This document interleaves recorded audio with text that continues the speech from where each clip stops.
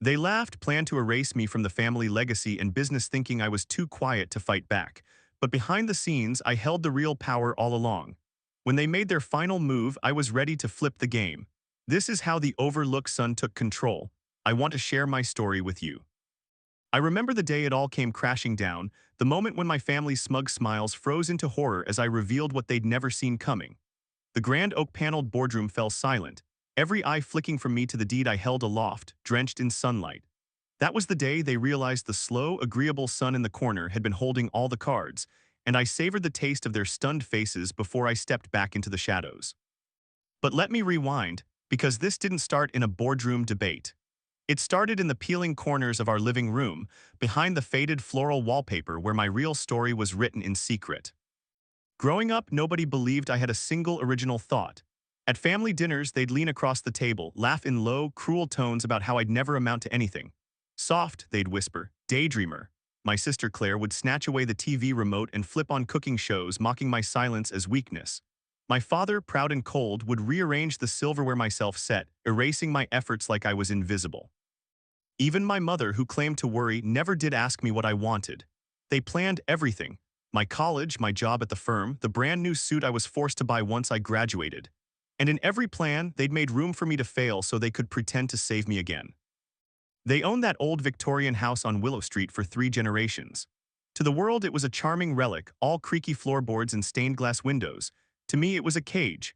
The living room wallpaper, once ivory with golden vines now curled and yellowed, became my secret canvas. Behind each loose flap, I slipped letters, charts, diagrams, evidence of ownership no one thought to question. I collected dusty deeds and coded financial statements in a battered briefcase, convinced they'd never look so low as to open it. They never did. My family's business sat a block away, Turnbridge and Sons Investments, a small but prosperous asset management firm. My father held the title of CEO, my sister was his protege, and every VP meeting included them hissing about my incompetence. I sat silent in the corner office, the one with the cracked window, pretending to take notes while I learned their routines, their fears. They boasted about the billions under management and how they could crush any rival. They thought me their punching bag, the brother too timid to strike back. I started noticing their whispers after one board meeting. They were plotting to dilute my future stake in the company under the guise of protecting the business. My sister told the board I was erratic, unstable. My father called me aside, patted me on the shoulder, and asked if I was really sure about my career choice. They set lawyers in motion to foreclose on my tiny share. The next thing I knew, they drafted a motion to evict me from my own home, a consolatory grandson's allowance in place of my inheritance. They made these decisions behind closed doors, never once including me. I learned about their plans via a terse email CC'd to every partner except me. That's when I realized how deep their arrogance ran. They thought my compliance was permanent. They thought me a slow driftwood easy to push aside. But while they plotted, I stowed each lawyer's letter beneath that wallpaper, tucked the original house deed behind the ripped border, and held onto a single gold embossed stock certificate with my name scrawled in ink. My grandparent, bless their shrewd heart, had arranged it all years ago. They'd seen I had potential, sheltered me from the storm, and handed me the keys under the guise of safekeeping. I thought it was an empty gesture, a token to make me feel included. I was wrong. Every night I traced the embossed paper edges of that deed. I imagined the day I'd reach for it. The thought electrified me more than any promotion could have. Yet I waited, outwardly meek, listening to my father declare to the board that he'd take the boy in hand and that the future of Turnbridge and Sons rested on keeping me in line. My mother planned a grand gala at the house on Willow. They invited all the high rollers, handing my name at the door to catering staff. Not one of them saw me coming until the final betrayal was executed. So here I am telling you this from the moment just before the trap snapped shut. Behind this peeling wallpaper, I've stitched together everything I need for the largest reversal of fortune they'll ever face. I've done my homework. I know their secret back channels, their bogus trusts, and every way they thought they could push me out. And soon the world will watch me stand up in that boardroom, tap the reinforced oak table, and unveil a document more powerful than any of their oversized egos. They'll laugh no longer. They'll realize the quiet son was the one who controlled the house, the business, and the future they so arrogantly claimed. But that's getting ahead of myself.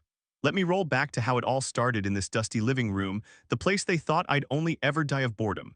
Because you need to see the slow burn, the way they underestimated me, the way they thought wallpaper could hide a storm. And you'll understand why revenge tastes so sweet when it's served in a boardroom built on your own doubt. I pull the battered briefcase from under my bed, the one I've kept sealed for years. Its leather corners are scuffed, the lock a simple latch my family never bothered to pick. Tonight, I'll open it again because I need you to know exactly how I claimed this hidden leverage, the way the pieces fell together behind the scenes while everyone wrote me off as too slow to notice. It began 8 years ago, the autumn my grandmother, Evelyn Turnbridge, passed away.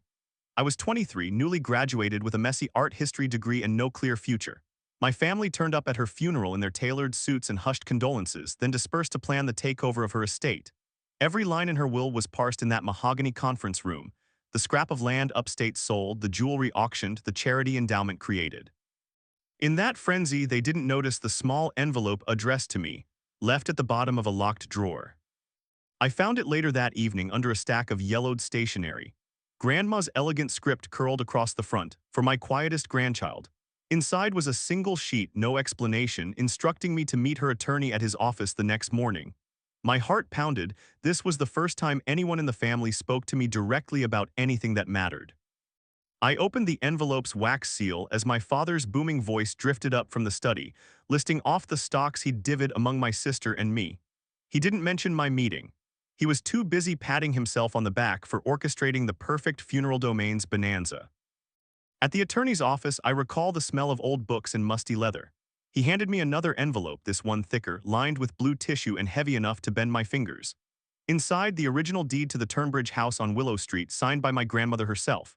Beneath it lay a stock certificate, one controlling share in Turnbridge & Sons Investments, marked in trust to be held until beneficiary's 25th birthday. I was 23 then, but Grandma's note clarified. Should you prove resourceful enough to find this, the deed and share are yours immediately. Resourceful enough to find this. The words hung in the stale air as I looked at the lawyer, waiting for an explanation. He cleared his throat. Grandma had anticipated the family's arrogance. She'd seen me watching quietly from the sidelines, sketching the house's ornate gables, tracing its history in my notebooks. She'd recognized the same spark she saw in every Turnbridge who refused to bow to convention. So she hid the real inheritance away from their greedy eyes. I walked out of that office clutching the documents, my pulse a drumbeat of excitement and fear. When I got home, my father was at the dining table, congratulating Claire on securing her promotion. They asked me where I'd been. I said I'd been out for a walk. They didn't press. They never asked to see the deed. They never imagined I'd been handed the very ground beneath their feet. Over the next few years, I played along. I joined the company in a junior analyst role and let them assign me the office with the cracked window and crooked blinds. I flinched when my father barked orders, smiled when my sister sneered at my spreadsheets. Meanwhile, I kept Grandma's deed tucked beneath the false floorboard in my bedroom closet, and that single stock certificate rolled in parchment on a high shelf in my closet. I'd built my own small filing system, tax documents, coded ledgers, legal memos explaining the trust's binding terms. They assumed I was too scatterbrained to manage a coffee order, let alone a multi-million-dollar asset. One evening, I was flipping through a sheaf of corporate minutes, part of my nightly habit, when I saw a footnote, my name alongside a clause granting me preemptive rights on any merger or sale. No one had ever told me that. The clause meant I could veto any company decision that didn't align with my interests. It was buried so deep in legal jargon, I'm sure most lawyers would have missed it. I read it 3 times, heart hammering. That was my moment of clarity. I wasn't just a passive heir. I was the fail-safe, the ultimate check on the fiasco my family could create if left unchecked. A twist I didn't foresee came 2 years ago when a shady competitor tried to lure my sister with a backdoor deal. They thought she'd jump, and the family almost signed on. I discovered the back-channel emails and quietly forwarded them to my father, feigning ignorance. They blamed Claire for the leak, and she spent weeks groveling for his forgiveness. I watched it all unfold, cataloging every indiscretion in a leather-bound journal. I realized then that the real leverage was not just the deed and the share, but the silent knowledge I had of their greed and betrayal. So here I stand, years later, with that briefcase open once again. Behind the peeling wallpaper, behind the cracked window of the corner office, behind the family's smug arrogance, I've been the secret keeper, the one who could pull the rug out from under them at any moment. They never suspected a quiet man could be so dangerous. And when they make that final move to cut me out, I'll reveal those dusty documents, release those lies I've stored, and claim what my grandmother entrusted solely to me. This is the backbone of my plan. I possess the deed that anchors their legacy, the share that controls their empire, and the proof of every shadowy deal they've struck in my ignorance. The next part of this story will show you exactly how I'll spring the trap, turning their final betrayal into the sweetest revenge. But for now, you know the secret's origin. The prescient wisdom of a grandparent and the careful patience of a grandson they believed was too simple to fight back. I never meant to eavesdrop, but that night the hallway was silent and the door to Dad's makeshift study stood ajar. I was carrying a stack of old ledgers, part of my nightly routine, when I heard muffled laughter and the scrape of chairs. I pressed against the doorframe, heart thudding, and watched through the gap as my family gathered around the long walnut table. They had wine glasses in hand, the lamplight casting smug shadows across their faces. Claire leaned back in her chair, crossing her legs, flicking her hair with an expression that said she owned the world. "Honestly, I can't believe any of us ever thought he was serious business," she sneered. Her voice, smooth with contempt, sent a jolt through me. Dad chuckled, swirling deep red wine in his crystal glass. The label read Chateau Montclair, our favorite, which I never drank because I preferred water. He set his glass down with a deliberate clink. "He's a daydreamer," Dad said, eyes on Claire. "He doodles all day, pretends he's devoting himself to the company, but he wouldn't know a balance sheet from a grocery bill." He laughed, and my mother joined in, her voice a high trill that grated against my nerves. I felt a cold sweat at the back of my neck as they traded barbs about my supposed incompetence. "I've already spoken to Milton and Co., Claire continued, leaning forward with a triumphant grin. "They're ready to underwrite the closing this Friday. We'll transfer the deeds, split the proceeds, and kick him out before he even knows what hit him." She tapped her long nails on the wood. "Honestly, it's too easy." Dad raised his glass as if to toast. "To a quiet exit," he smirked. "No fuss, no scandal." My stomach churned. They spoke as though I were a stray dog they were shooing away, not a member of their own blood. My mother's laughter rang out again. "Who will suspect the slow one? He'll disappear like smoke." My hands tightened on the ledgers until the edges creased. I wanted to burst in, to rip the deed from my closet and demand they explain themselves, but I stayed rooted in place. I listened as they outlined every detail. How they'd claim I'd willingly surrendered my share in a private shareholder agreement, how they'd forge my signature on a resignation letter, and how they'd spin the press release to say I'd chosen to pursue personal artistic endeavors abroad. They chuckled at the thought of headlines praising their generosity. Claire mentioned a side benefit. "With the house sold, we can write off a huge tax deduction. Then Dad can finally fund that new real estate fund he's been itching to launch." She paused, taking a deep sip of wine. "All thanks to being rid of that dead weight." Dad nodded in agreement. "We'll move in on the business headquarters after. Without his one controlling share, the stock floats freely. We'll buy out the minority, rebrand, and he'll have nowhere to turn for leverage." He let the words hang in the air. They weren't just plotting to take the house, they wanted the whole empire. I felt a wave of betrayal so thick it blurred my vision. These were the people I grew up with who claimed to love me. They'd spent years treating me like a joke, assuming I'd never fight back. They thought the secret deed and the stock certificate were lost to time, buried behind my quiet facade. I swallowed hard, careful not to make a sound, my mind racing. As they continued, I heard a new name drop, an outside lawyer, someone I'd never heard of who specialized in corporate housekeeping. Claire said this lawyer would handle the paperwork, certify his voluntary withdrawal, collect my shares, and seal the deal. They laughed together over how they'd tell me I'd been overzealous in negotiations, blame it on my fragile ego, and pity me as I slunk away. I felt something shift inside me then, a calm fury settling in. They thought they'd engineered the perfect betrayal. They thought I was too delicate to ever piece the puzzle together. They saw my silence as complicity, my courtesy as surrender. But beneath the laughter, I heard the creak of my secret leverage gearing up, the rustle of that old briefcase tucked behind my wallpaper waiting for its cue. Their meeting broke up at midnight. I watched Dad sweep his half-finished wine glass to the side, his tie loosened, and Claire slip on her coat, smiling as though she'd already won. I waited until the lights went out, then retrieved the papers I'd hidden for years. The deed, the stock certificate, the trust documents, everything was intact.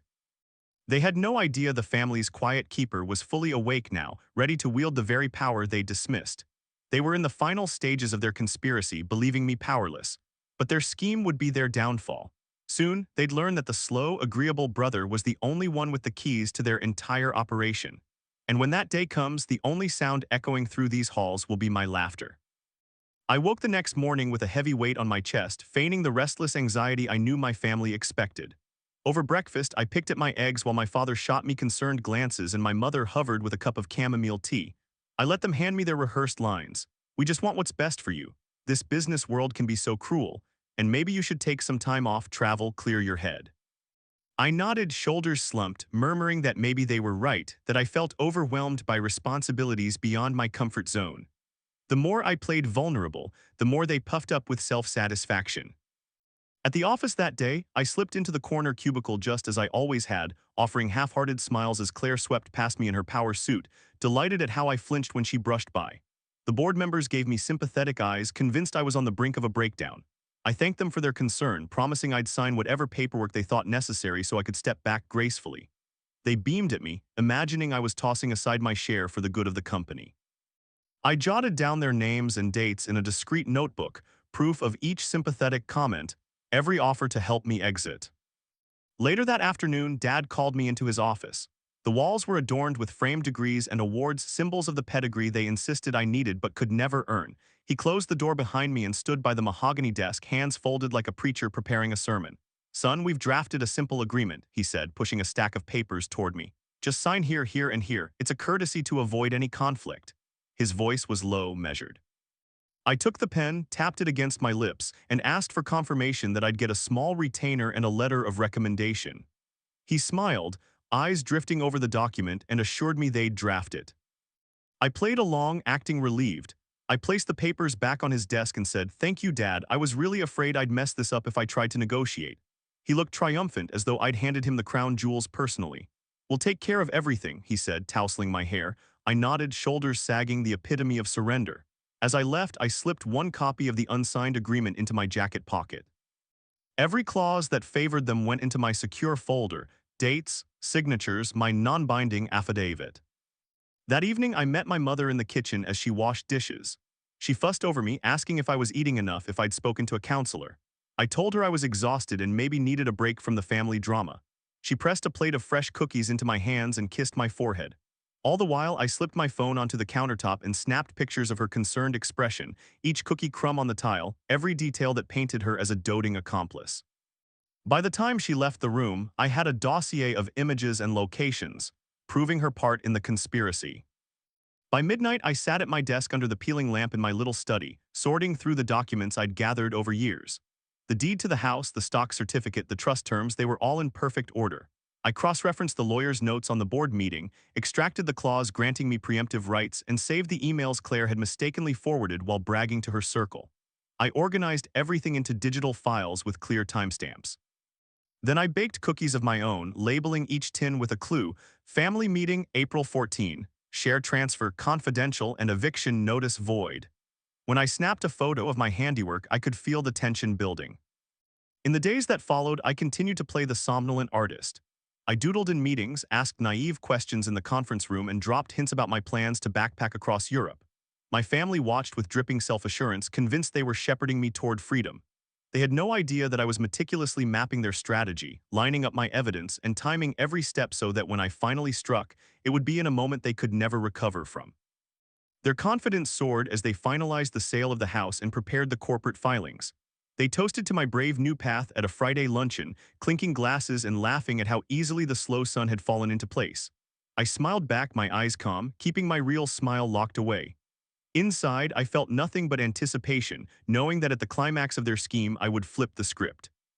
I would stand at that shareholder meeting, present my grandmother's deed, show the controlling share certificate, reveal the nullified eviction notice, and watch their smug faces crumble into open-mouthed disbelief. Until that moment arrived, I remained the worried, powerless fool they believed me to be, my meekness the perfect cloak for the storm I was about to unleash. I arrived at the Turnbridge & Sons headquarters on Monday morning to find the conference room transformed. The long table was polished to a mirror shine, flanked by high-backed leather chairs. At one end sat my father, flanked by Claire in her power suit and two sharply dressed lawyers from Hawthorne and Reed.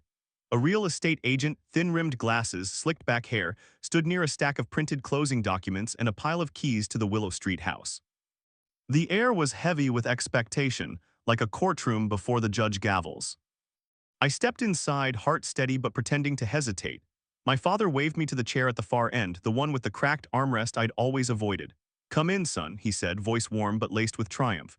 "We're finalizing everything today." He patted the leather surface and I slid into the chair, loosening my tie so I looked as exhausted and defeated as possible. Claire leaned forward, eyebrows raised, eager for her victory speech. The senior lawyer cleared his throat and introduced himself as Mr. Galloway. His partner, Ms. Peters, sat by Claire's side with a sleek tablet. The real estate agent, Mr. Fields, handed me the closing packet. It was a thick stack of papers: agreement for voluntary conveyance of interest, resignation letter from corporate roles, acknowledgement of distribution of property proceeds. Every line favored them. I held the packet, thumbs grazing the top sheet, and sighed heavily. Mr. Galloway began, "This meeting will formalize the transfer of all your interest in the company and the family home. Your signature here," he tapped the X next to the deed transfer clause, "releases any claim you have to the property. Upon completion, we'll disperse funds to your new trust account." He glanced at Claire with a proud smile, as though he were congratulating her on a great personal triumph. Claire chimed in, voice dripping honey, "We'll miss having you around, but I know you'll find happiness traveling or artistic pursuits. This is your chance to live your dream." She leaned back, folding her arms, clearly savoring my anticipated relief. My mother hovered behind her, nodding earnestly, holding a box of tissues I imagined I might need. I picked up the first page and pretended to scan it, brow furrowed. Ms. Peters flicked her tablet to display a digital copy of the same agreement, as if synchronizing my surrender in both print and pixel. "We've arranged everything," she said. "All that's left is your signature." My father cleared his throat and glanced down at me. "Son, I know how hard it's been feeling out of place here. This is a fresh start." He smiled, reaching out a hand to ruffle my hair. The room seemed to lean in, waiting for me to collapse to hand over the pen. I closed my eyes for a moment, took a breath, and opened the stack of documents, pretending to eye the signature line. My father's face relaxed. He was sure the moment was near. Mr. Field stepped forward and placed the house keys on the table, their metal teeth glinting under the fluorescent lights. "As soon as you sign, these are yours to keep," he said. "We'll coordinate moving arrangements later this week." I set the packet down gently, exhaling in a weary whisper. I began, voice trembling. "I'm afraid, what if I regret this? What if I need to come back?" My father leaned forward, beaming. "You won't," he said softly. "We promise." I let the silence stretch, feigning doubt. Claire tapped her fingernails. Ms. Peters scrolled through the document on her tablet. The room buzzed with anticipation. Finally, I lifted the pen, an expensive Montblanc they'd bought for me at my graduation, a symbol of my past compliance. I held it above the paper, then paused. In that moment, their smiles sharpened. My father's chest puffed out. Claire gave me an encouraging nod. They believed I was seconds away from surrender. They didn't suspect that the deed I was pretending to sign was already canceled, that the controlling share certificate had been duplicated for safekeeping, and that every clause had been logged in my secret files. The tension in the room was nearly audible, like a match about to strike. My pen hovered and I inhaled deeply, my eyes flicking from the signature line to the lawyers' smug faces. I felt the weight of every page I hadn't yet signed, every key on that ring, every expectation they'd built up around my compliance. And I realized this was the moment I'd been waiting for, the final cue before the revelation. I pressed the tip of the pen to the paper and then paused again, longer this time. The lawyers shifted uncomfortably. Claire's smile faltered for an instant. My father cleared his throat. I could almost hear the gears in their minds beginning to stall. Behind those creamy walls of suits and smiles, the trap was set and I held the match. Any second now I'd strike and watch their empire crumble around them. But before that, I let them stew in this perfect illusion, preparing themselves to celebrate the departure of the weak son who had done nothing but play the fool. I felt every eye in that conference room lock onto the tip of my pen, waiting for the final flourish of surrender. My father's chest rose with a triumphant breath. Ms. Peters was poised to usher Mr. Fields forward with the eviction notice. Claire straightened her shoulders, readying a victory speech. Then I set the pen down, laid my hand flat on the table, calm as dawn, and clicked my briefcase open. A hush fell. The Montblanc slid from the tabletop as if released by gravity, and I placed my briefcase between me and the sea of smug faces. My father's brow furrowed. Claire leaned forward. The lawyers exchanged glances. I unzipped the case and withdrew a thick envelope, its edges stiff with authority. I laid it on the polished wood directly atop the eviction packet. The room smelled like power and panic in that instant. I looked up, my voice steady. "I think you'll want to see this first." I didn't need to point or gesture. My lawyer, tall, silver-haired Ms. Howard, stepped forward from the back of the room, papers in hand, and took control. She didn't ask permission.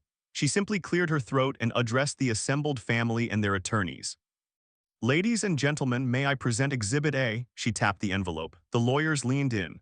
The real estate agent's face tightened. Claire's lips parted in shock. My father's eyes darted to the envelope, then to me. Ms. Howard peeled back the flap with deliberate slowness.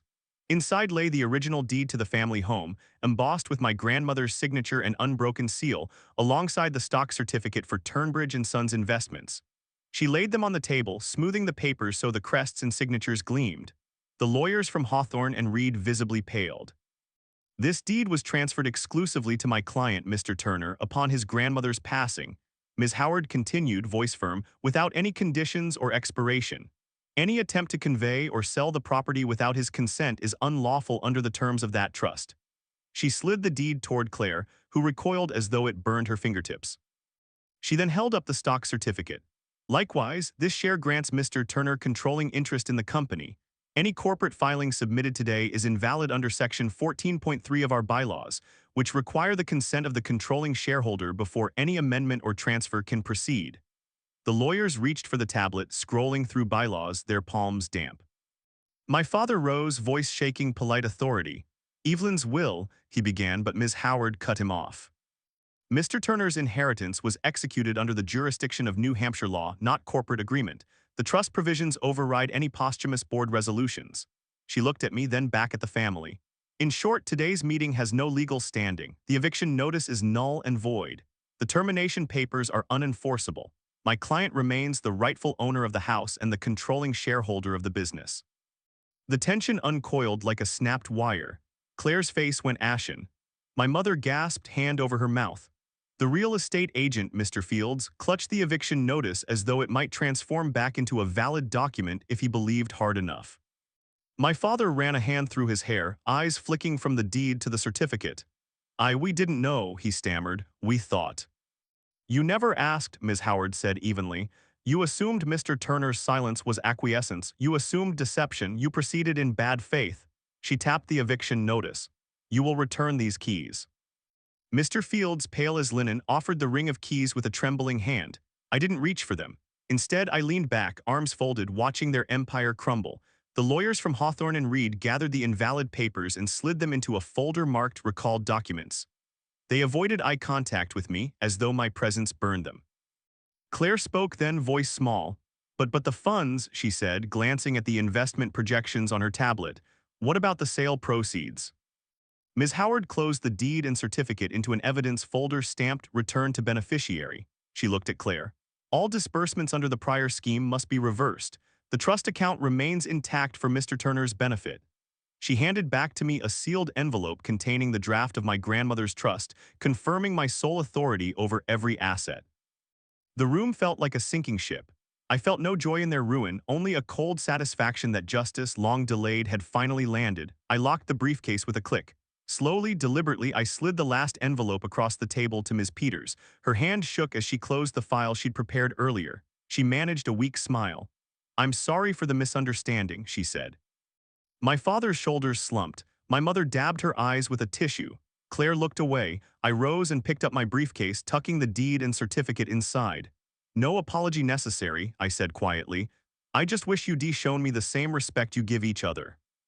I turned to leave, my lawyer at my side. Behind us, the hum of whispered panic rose as they absorbed the full extent of their failure. I paused in the doorway, glancing once at the downcast faces. Good day, I said, and walked out, carrying every key to their world in my hands. When I closed the door behind me, the echo of my footsteps lingered in the hallway. Inside that conference room, time itself seemed to stall. For a heartbeat, every mouth hung open, every eye fixed on the polished briefcase I carried. Then the silence cracked. Ms. Peters, the younger of the two Hawthorne and Reed lawyers, tightened her grip on the folder they'd prepared to witness my surrender. She frowned at the embossed seal on the deed tucked inside my briefcase. With trembling fingers, she flipped it open and studied the signature in my grandmother's elegant script. The room felt smaller as she leaned closer to the light, her glossy tablet forgotten on the table. It's authentic, she whispered. Her voice barely carried over the hum of air conditioning. She looked up at Mr. Galloway, whose face had drained of color. His hand hovered over his brief, a reflexary guard against the undeniable. No amendments, no countersignatures. It's exactly as it was recorded in the county clerk's office in 1992. A low murmur rippled through the family. My father's shoulders sagged as if some invisible weight had been lifted and thrown at his chest. He opened his mouth, closed it again, then tried once more. I don't understand. We paid the property taxes for years. His voice came back hoarse, small. Claire's hands fisted in her lap. She rose, lip quivering. We had every document drawn up by you, Mr. Galloway. We had the signatures witnessed. We notarized the release. She looked pleadingly at the lawyers. How could this be valid? Ms. Peters stepped back from the briefcase and consulted her tablet again, scrolling through scanned county records. Because the trust terms were irrevocable, those notarizations were for the conditional trust fund my client set up to pay holding costs, nothing more. The actual transfer of the deed and controlling share was executed unconditionally upon my client locating the attorney's envelope. She tapped the screen. Here's the original file, time-stamped and unaltered. Mr. Galloway glanced at the screen, then at Claire. This can't be, we never received notice. His voice wavered. The arrogance he'd worn like armor melted into panic. He closed his brief and stared at the empty chair where I'd sat. My mother stepped forward, voice trembling. But we thought, she swallowed, we thought we were doing what was best for him. Her eyes flicked to the walls lined with certificates of achievement, the proud testimony of their life's work. She gripped the back of a chair, fragile as porcelain. How could we be so blind? A hush fell again, but now it was charged with dread. The two real estate agents hovered near the keys on the table, keys that now meant nothing. One of them cleared his throat, awkwardly collecting the metal ring and placing it back in Mr. Fields' chest pocket. Mr. Fields offered a perfunctory nod and scurried out, his steps echoing like rat-tat-tat in my memory. Claire sank back into her chair as though struck by the air itself. She clutched the armrests, knuckles white, and met my father's gaze. We might lose everything," her voice cracked. My father's eyes darted around as though seeking a loophole in the wood panels.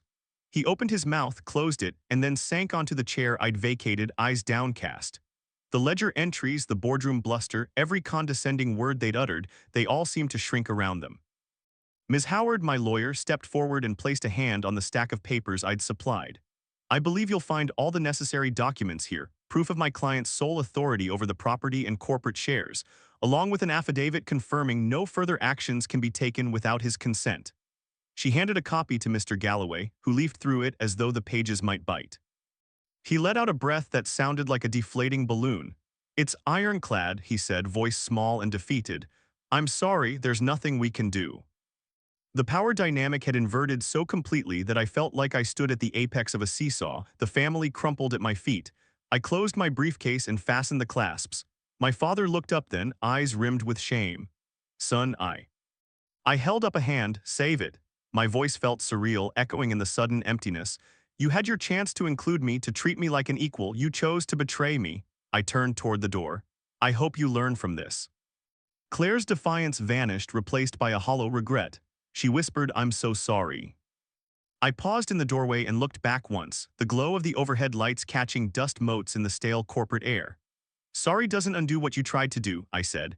Then I walked away, leaving them to face the ruins of their own making, powerless and exposed beneath the weight of their arrogance. I walked back into the Willow Street living room the next morning as the new landlord of the century-old Victorian that had once felt like a cage. The carved mahogany banister gleamed under my touch. The stained glass windows framed my silhouette like a king's portrait. I flipped open my laptop on the scarred coffee table and tapped out an email to the family. You'd think I'd gloat, but this wasn't about revenge. It was about resetting expectations. Subject: new lease terms and corporate restructuring. To Turnbridge Family Distribution List. CC Ms. Howard, Corporate Counsel. Good morning. As the registered owner of 12 Willow Street and controlling shareholder of Turnbridge & Sons Investments, I am writing to inform you of the following changes, effective immediately. 1. Residential lease adjustments. Willow Street will continue as your family residence under a formal lease agreement. Monthly rent is set at $8,500, reflecting market rates and maintenance costs previously covered by the family. A copy of the lease and payment schedule is attached. Failure to sign and return within 30 days will be considered noncompliance and may result in eviction proceedings. 2. Shareholder vote. A special shareholder meeting is scheduled for next Wednesday at 10:00 a.m. in the boardroom at 45 Wallingford Plaza. Agenda items include election of the new board of directors and ratification of all corporate bylaw amendments proposed under my authority. Proxy forms are enclosed. Your presence or signed proxy is required. 3. Executive appointments consistent with my fiduciary responsibilities. All current executive positions are subject to review. I have decided not to renew existing employment contracts beyond the end of this quarter. Termination dates and severance details will be provided under separate cover. I am exploring outside candidates for CEO, CFO, and COO roles and will accept recommendations prior to the shareholder meeting. 4. Access and maintenance keycard privileges to Turnbridge and Sons headquarters will remain active until further notice. Please note that any unauthorized access or attempts to alter company records will be met with legal action. I trust you will complete the necessary formalities promptly. My hope is that we can all proceed professionally and avoid unnecessary conflict. I appreciate the years we spent building this legacy together and look forward to shaping its future responsibly.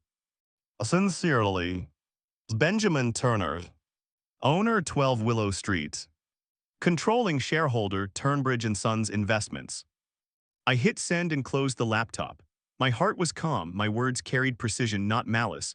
I'd set the rent to what the house truly warranted, far above the token allowance they thought they gave me, and I'd structured the lease to cover structural repairs and insurance. The family now had the status of tenants, no more free ride. Next, the corporate reshuffle. By calling the vote, I guaranteed they'd lose any foothold on the board. Without my proxies, they couldn't outmaneuver the share majority I held. The proposals included tightening audit controls, transferring budgeting authority, and appointing an independent CFO. I'd already tapped a former bank auditor I trusted, someone with no loyalty to Turnbridge and Sons, who would guarantee transparency. The third clause, however, was the clincher. I could have politely told them to resign, but I chose a business frame: contracts expire. Their severance packages would be generous enough to soften the blow, yet the message was clear: no roles for the family, only for qualified professionals. I didn't want bitter recriminations, I wanted clear boundaries. By midweek, the house felt utterly different. The cook, once Claire's personal aide, served me breakfast in crisp uniform. She stood a respectful distance away, professionally poised. I asked her to prepare a schedule of repairs: roof tiles, basement waterproofing, new landscaping. She jotted notes without comment and left me alone, the sound of her heels fading down the hallway. In the office, employees whispered as I strode through the glass doors. Heads turned, mugs paused halfway to mouths. I climbed the marble staircase to the boardroom and found the walls adorned with kaleidoscope charts, asset allocations, profit forecasts, departmental headcounts. I ran my finger along the wood grain of the president's podium, a quiet reminder of a future ruled by diligence, not privilege. That afternoon, my assistant handed me the RSVP list for the shareholder meeting. My father had reluctantly signed the proxy but scribbled, regretfully decline. My mother offered a tentative yes, but her signature trembled. Claire had ignored my email altogether. Their absence would only underscore their diminished clout, and that suited me fine. Before I left the office, I paused at the glass wall overlooking the trading floor. Traders tapped keyboards, phones rang, screens flashed in real time. It was a living organism, no longer just my family's hobby. It was mine now, fragile, powerful, demanding. I felt the weight of its pulse in my chest. Back home, I poured a glass of iced tea and stepped out on the wraparound porch. The morning sun warmed the ornate railings I now owned. There was a serene satisfaction in knowing that the family's future, once so firmly in their grasp, rested on the documents I'd invested years in uncovering. They had underestimated the quiet man. Now they would learn to negotiate on my terms. I closed my eyes and breathed deeply, the scent of aged wood and fresh-cut grass mingling. Justice had arrived not as a roar but as a calm recalibration, a redefinition of roles. I remained the same soft-spoken son they once dismissed.